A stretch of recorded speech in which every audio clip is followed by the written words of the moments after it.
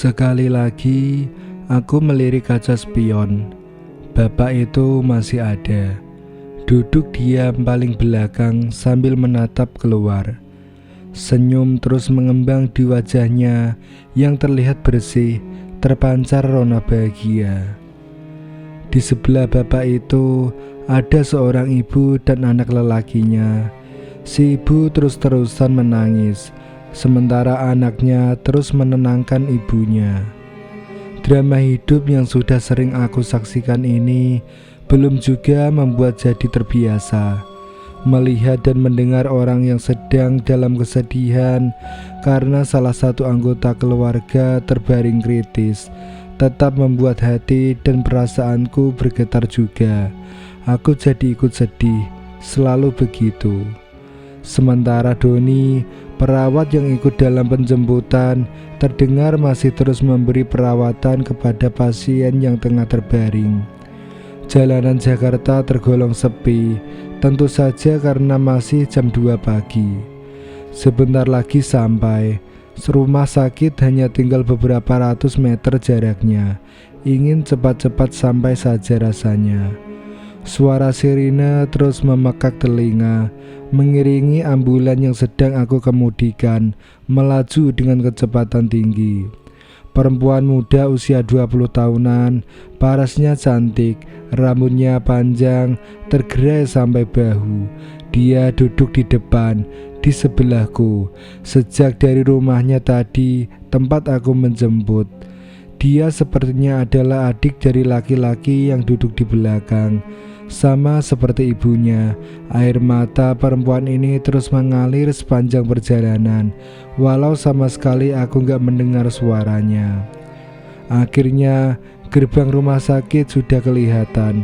Aku lalu mengurangi kecepatan. Ambulan aku bawa masuk gerbang. Ketika kami sudah benar-benar sampai gedung UGD menjadi tujuan, aku menghentikan kendaraan di depan pintu UGD. Lalu dengan sigap beberapa perawat membuka pintu belakang untuk mengeluarkan pasien. Aku terus memperhatikan semuanya. Tapi ada yang aneh. Kenapa aku gak melihat bapak yang duduk paling belakang tadi? Bapak yang selalu memperhatikan keluar. Bapak yang ketika aku lihat selalu sedang tersenyum. Bapak itu gak kelihatan. Kemana dia? Sama, perempuan yang duduk di kursi depan juga gak kelihatan lagi. Padahal aku gak melihatnya turun kendaraan. Mungkin sudah turun tapi aku gak lihat. Begitu pikirku dalam hati.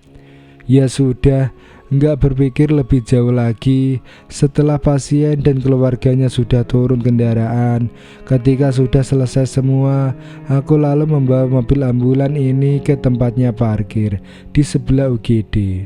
Di saat-saat seperti inilah waktunya buat aku untuk beristirahat. Setelah cukup lelah berkendara dengan kecepatan tinggi, tugasku sudah selesai. Hanya bisa berharap kalau pasien yang tadi aku antar bisa diselamatkan dan sembuh. Aku menunggu di salah satu ruangan yang biasanya dijadikan tempat untuk beristirahat pekerja rumah sakit, entah itu perawat, dokter, atau yang lainnya. Mereka juga sama seperti aku, butuh sekedar menghela nafas ketika baru saja selesai bertugas. Dan benar, sekitar 1 jam kemudian, Doni masuk ke ruangan. Perawat yang menjemput pasien denganku tadi. Gak tertolong mas, pasien tadi meninggal. Doni bilang begitu ketika baru masuk. Innalillahi, sedih aku mendengarnya. Tadi saya ngobrol sama anak laki-lakinya. Sepeninggal almarhum ayahnya, sekarang hanya tinggal dia dan ibunya saja. Lanjut Doni. Tinggal berdua? Kan masih ada bapak dan adiknya yang ikut kita tadi Don. Ucapku sedikit protes. Mas Anto ini gimana sih? Yang meninggal itu bapaknya, sedangkan adiknya sudah meninggal juga 2 tahun yang lalu. Sakit katanya.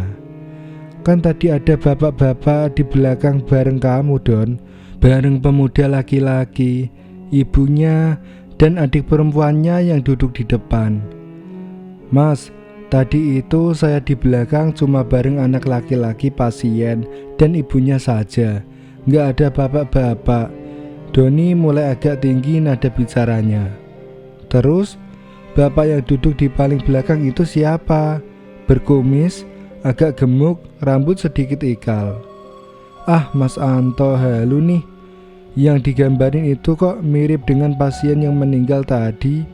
Beneran Mas, saya tadi cuma bertiga di belakang mendampingi pasien. Terus yang duduk di depan sebelah saya siapa? Perempuan muda cantik, tanyaku lagi. Sepanjang jalan tadi nggak ada orang yang duduk di depan Mas. Mas Anto duduk sendirian, kami semua di belakang. Nggak ada yang duduk di depan selain Mas Anto. Begitu Doni bilang, dan dia sama sekali nggak bercanda. Aku Anto, bekerja sebagai sopir ambulan di salah satu rumah sakit besar di Jakarta. Profesi ini sudah aku geluti sejak tahun 2009 lalu. Sudah cukup lama. Awalnya ini memang bukan jadi pekerjaan yang aku inginkan dan cita-citakan. Sama seperti kebanyakan orang, aku juga ingin bekerja kantoran. Tetapi nasib menggariskan demikian. Aku harus mengabdikan hidup sebagai sopir ambulan. Rumah sakit tempatku bekerja juga bukan rumah sakit kecil, termasuk cukup besar malah. Bangunannya menjulang tinggi di jalan besar yang terletak di selatan Jakarta. Yayasan yang menaungi juga sangat menghargai pekerjaannya, termasuk sopir sepertiku. Makanya sudah 10 tahun lebih aku bertahan karena memang betah. Dalam perjalanannya banyak pengalaman yang aku rasakan. Pahit getirnya sudah aku alami, termasuk cukup banyak pengalaman menjerumus seram. Beberapa di antaranya sangat jauh di luar logika, gak masuk akal tapi kejadian. Satu pengalaman janggal menjerumus seram sudah aku ceritakan di awal tadi. Ketika ambulan yang aku kemudikan membawa penumpang gelap, 2 penumpang ternyata sudah meninggal. Seperti aku bilang tadi, banyak peristiwa yang sama sekali nggak bisa diterima akal, susah untuk dipercaya. Aku sendiri yang mengalaminya pun masih nggak habis pikir, kok bisa semuanya terjadi. Salah satu contohnya lagi, kejadian yang aku alami ketika baru beberapa minggu bekerja. Satu peristiwa yang aku sangat ingat detailnya sampai sekarang. Waktu pertama kali masuk dulu, sebenarnya sudah ada satu supir ambulan. Tetapi karena ambulan yang dimiliki oleh rumah sakit lebih dari satu, maka sopir yang dibutuhkan juga harus lebih dari satu. Akhirnya garis hidup menuntunku untuk masuk dan bekerja di rumah sakit ini. Ada satu ambulan yang berbeda. Kalau ambulan lain adalah kendaraan baru dan modern, yang ini ukurannya lebih kecil dan usianya sudah cukup uzur. Bisa dibilang merupakan ambulan tua yang sebentar lagi akan dipensiunkan, namun masih layak dipakai. Bisa ditebak, akhirnya akulah yang ditugaskan untuk mengemudikan ambulan tua ini.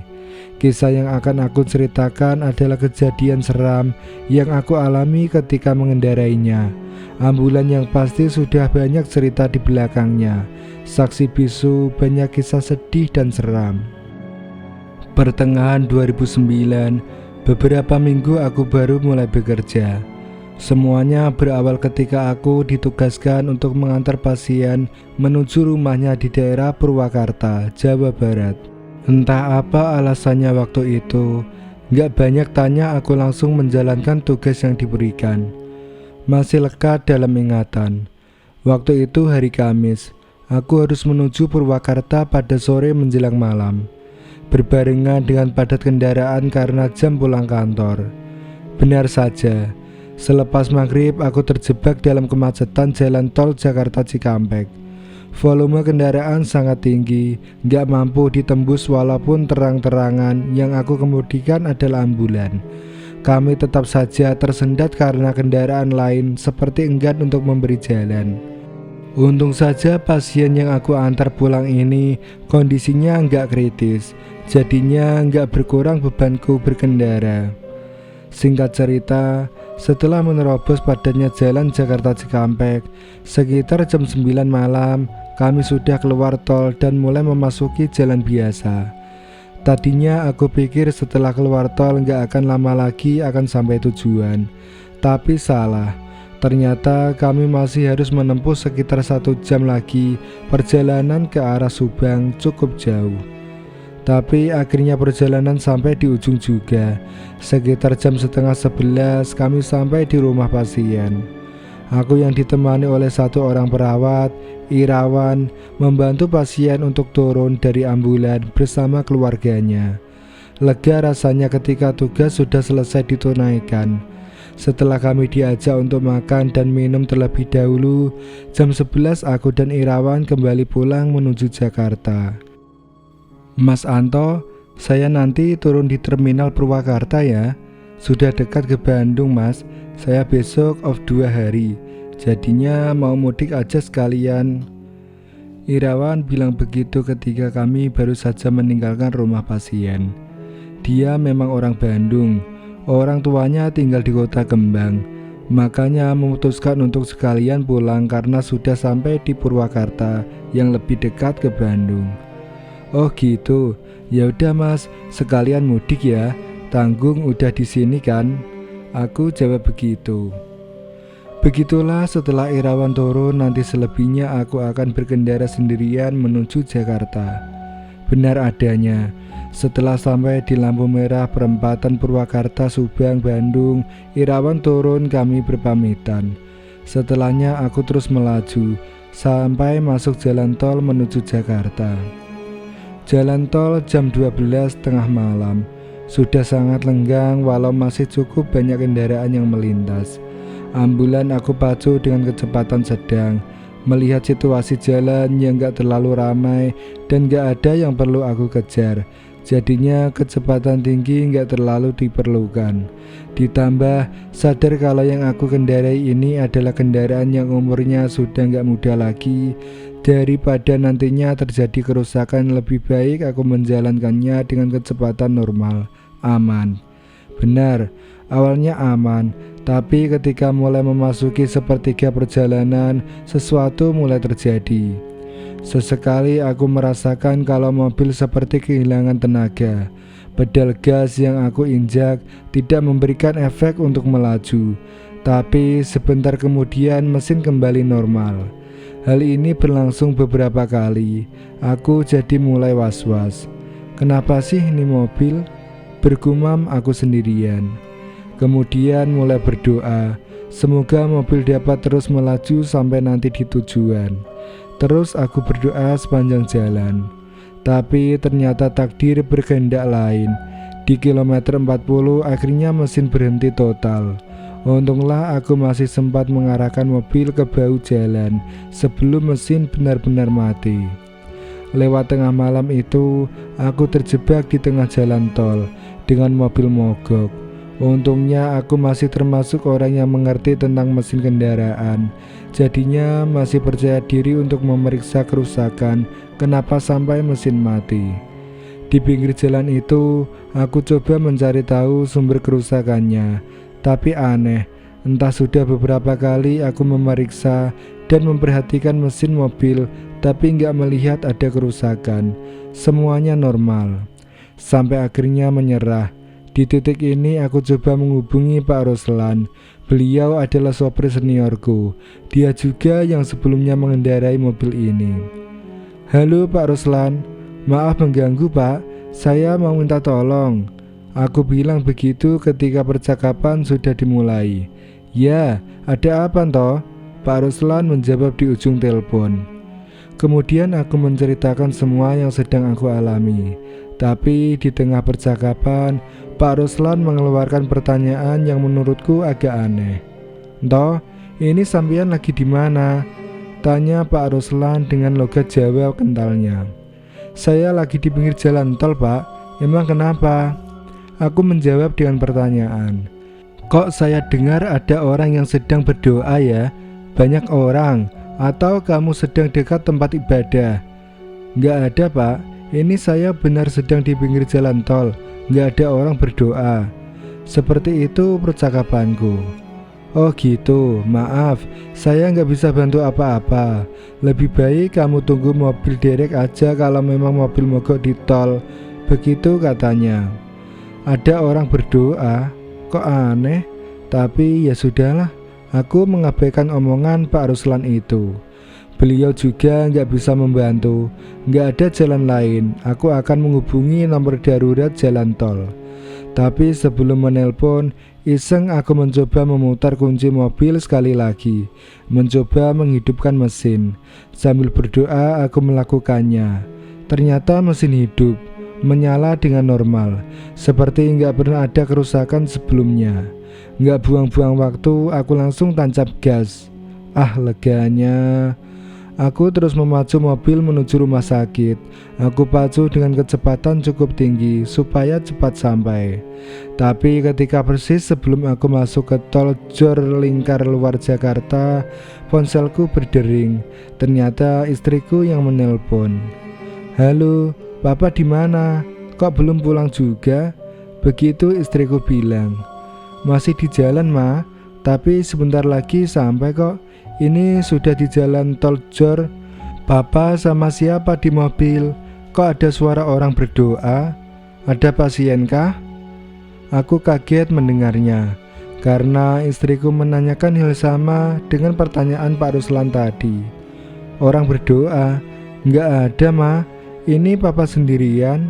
Ya sudah, udah dulu ya. Nanti Papa langsung pulang begitu sampai rumah sakit. Orang berdoa? Kok istriku dan Pak Ruslan bilang kalau mereka mendengar ada orang berdoa di dekatku, padahal aku benar sedang sendirian. Ah, ya sudahlah, mungkin ada gangguan pada ponselku. Nggak berpikir macam-macam, aku terus meluncur menembus lenggangnya jalan tol. Hal aneh berikutnya terjadi ketika aku sedang melintas di depan terminal Kampung Rambutan, kira-kira setengah jam menuju rumah sakit. Tiba-tiba sayap aku mendengar ada orang yang sedang berdoa. Bukan satu, tapi beberapa orang. Awalnya aku berpikir suaranya dari luar, tapi ternyata aku salah. Suara orang berdoa itu asalnya dari dalam kendaraan, di bagian belakang mobil. Sontak bulu kuduku berdiri, aku merinding. Suara doa itu semakin lama semakin jelas terdengar. Tadinya aku gak berani untuk melirik kaca spion. Aku takut kalau ada pemandangan seram terlihat di belakang. Sementara itu suara orang-orang itu semakin jelas terdengar. Entah apa yang ada di pikiranku. Akhirnya rasa penasaran memaksaku untuk melihat kaca spion. Saat itulah aku melihat semuanya. Di belakang, aku melihat ada beberapa orang sedang duduk di kursi yang memanjang kanan dan kiri. Mereka semua berpakaian gelap, masing-masing memegang buku yang bentuknya seperti kitab suci. Mereka seperti sedang berdoa sambil membaca kitab suci di tangannya.